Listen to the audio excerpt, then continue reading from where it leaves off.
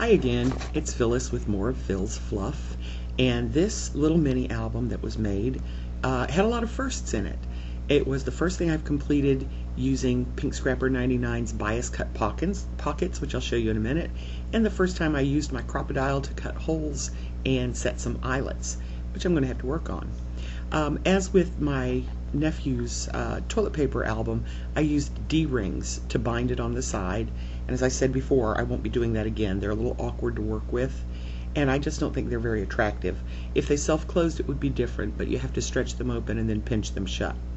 This mini was created for my husband's dad and stepmom up in upstate New York, and we are the Florida branch of the family.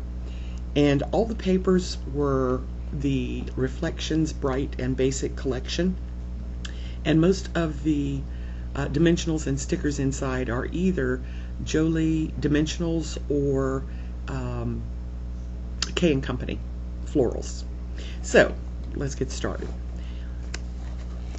The first page had a self-adhesive photo mat with a picture of the four of us together and a little brad that says family. And the cover is just a simple cardstock cover covered with the paper. The photo mat and the picture covered the seam where I folded the paper over the cover, and I did it on a diagonal because I liked the look.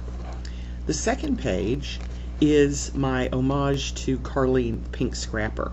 She had a wonderful bias cut pocket that she folded, and so you wind up with, let's see if I can show it to you this way, two pockets that you can tuck tags in. And it wound up really cool with this striped paper because it gave it a little movement that was unintentional, just a happy accident. And here's one of the little stickers. There it is. That was one of the K & Company self-adhesive stickers. And then in addition to the two front pockets, you wind up with a pocket at the top. And at the top I have a picture of the parents bringing in a wonderful batch of chocolate peanut butter fudge. And so the little tag that I have says they came bearing gifts, and on the back I stamped it with, I'd give up chocolate but I'm no quitter. And so I just tucked that first little tag right in the first pocket. And the next page, well, let me show you one thing before I go too far. I also have one of the little heart charms that says made with love tied in the front of the album, and I'm going to try and do that with any albums that I make. The second page is a picture of Ken with his stepmom, again one of the self-adhesive photo mat frames, and the next page, that's the back of the bias cut pocket, so you have several opportunities for photo mats. The next page is another bias cut pocket, another colored print paper, and the bow is a simple child's hair bow. It's just a little clip, and you can clip it anywhere you'd like, and I just liked it tucked right there on the top of that page. And this picture is of Ken's stepmom with me. The pocket in the center at the top, I didn't put a thumb hole on, and they can stick any pictures that they might like to put in that one. And again, the back for another photo mat opportunity.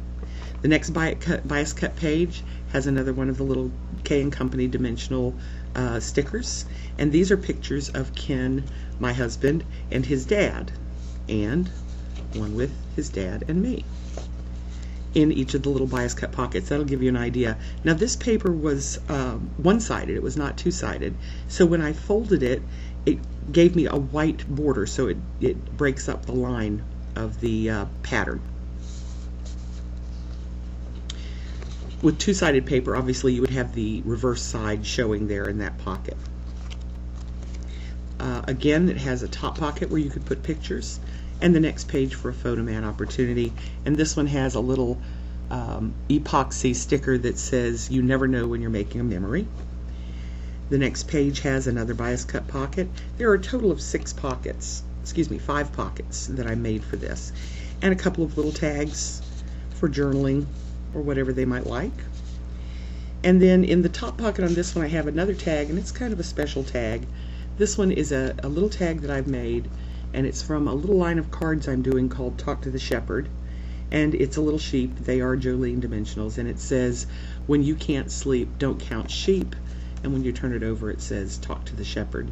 And the stamp is a little hero art stamp of the sheep itself, and a little phrase that says, I know my shepherd's voice. And I liked it because it's very ecumenical as well. the motif of the Good Shepherd is pretty universal.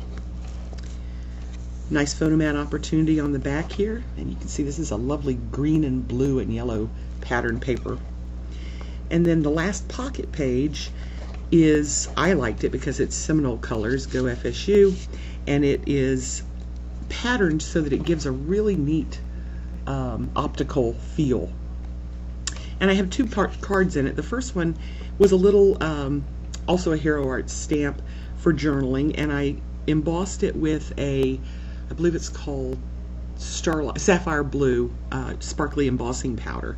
And I wrote on it, fathers, sons, and grandsons. And then the card behind that is a stamp. So, I love this stamp. It's from Inkadinkadoo, and it's a fall tree. It's called an oak tree. And I used two colors of embossing powder on it. I used a copper and a red. And I stamped it with brown Memento ink, and then just scatter and mixed my embossing powders together, and it made a really pretty sparkly fall tree. And on the back I just drew out the family tree with my father-in-law, my husband, our boys, and grandson listed. And in the pocket itself are pictures of all of those people together.